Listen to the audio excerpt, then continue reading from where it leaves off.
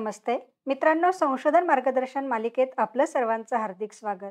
मागील भागात आपण माहिती संकलन साधनं जी आहेत त्यांचा अभ्यास केला होता. म्हणजे माहिती संकलनासाठी साधनं आणि तंत्र या दोन ज्या बाबी असतात त्यापैकी आपण पहिला भाग सविस्तरपणे वेगवेगळ्या व्हिडिओच्या माध्यमातून समजून घेण्याचा प्रयत्न केला. आजच्या भागात आपण माहिती संकलन तंत्रांचा विचार करणार आहोत. ती वेगवेगळी तंत्र आहेत, त्यापैकी निरीक्षण तंत्र याबद्दल म्हणजे याची संकल्पना जी आहे ती आपण जरा समजून घेऊया. आता माहिती संकलनाच्या वेळेला तुम्ही साधनांचा वापर करत असतात, सोबत सोबत वेगवेगळ्या तंत्रांचाही वापर करत असतात. बऱ्याच वेळेला ह्या दोन्ही बाबींचा आपल्याला वापर करायचा असतो. आता आपला विषय नेमका काय आहे, त्या विषयाच्या अनुषंगाने आपण साधन किंवा तंत्रांचा वापर हा करत असतो. आता निरीक्षण हे जे काही तंत्र आहे, ह्या तंत्राची माहिती जर आपण समजून घ्यायचा प्रयत्न केला तर जेव्हा तुम्ही एखाद्या बाबीमधला परस्पर संबंध जाणून घेण्याच्या दृष्टिकोनातून काही सूक्ष्म बाबी ज्या आहेत त्याचं अवलोकन करत असतात आणि ते अवलोकन केल्यानंतर त्याच्या तुम्ही नोंदी घेत असतात, त्याला आपण काय म्हणत असतो, निरीक्षण असं म्हणत असतो.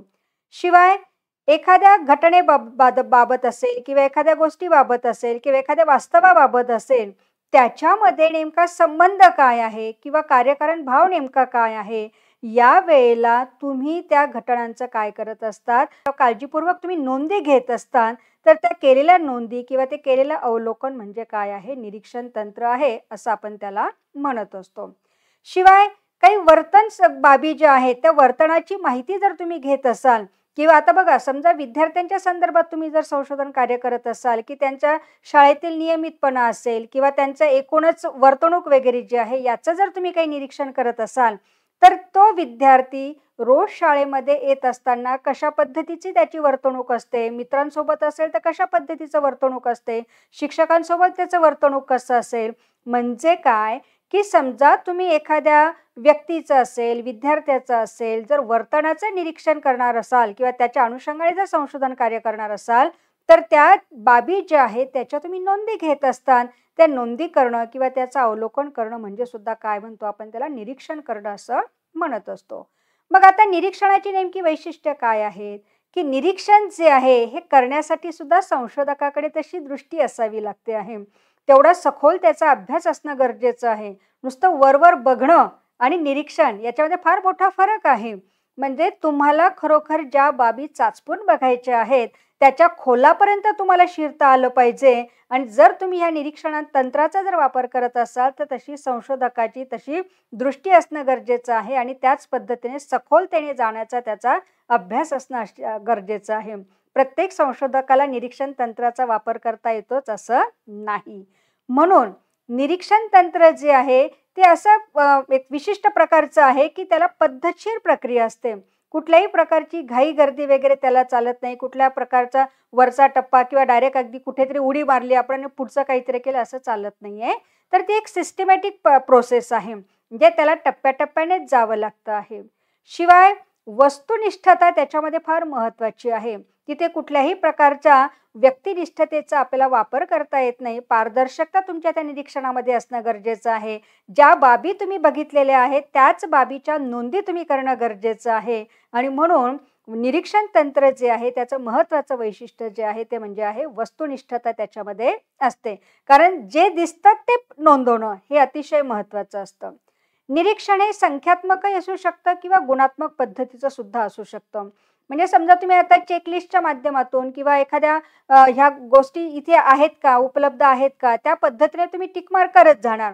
शिवाय काही वर्तन जे आहे ते वर्तनाच्या जर तुम्हाला नोंदी करायच्या असतील किंवा त्याच्या शिस्तीच्या नोंदी करायच्या असतील तर त्या अनुषंगाने त्याला काही विशेषण लावून तुम्ही काय करत असतात, गुणात्मक पद्धतीने सुद्धा त्याचं मापन हे करू शकता आहात.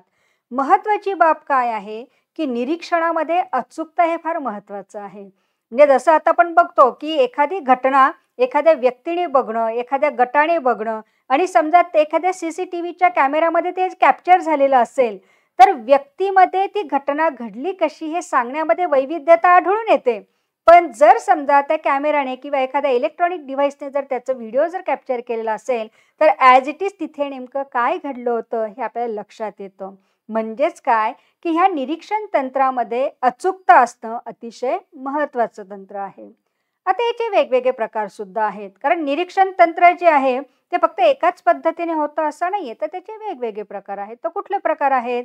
तर व्यक्तिगत निरीक्षण हा एक प्रकार आहे. त्यानंतर पूर्ण सहभागी निरीक्षण हा एक प्रकार आहे. गैरसहभागी म्हणजे प्रत्यक्ष संशोधक तिथे सहभाग न घेता इतर कोणाच्या माध्यमातून ते निरीक्षण करून घेणं हाही एक महत्त्वाचा भाग आहे.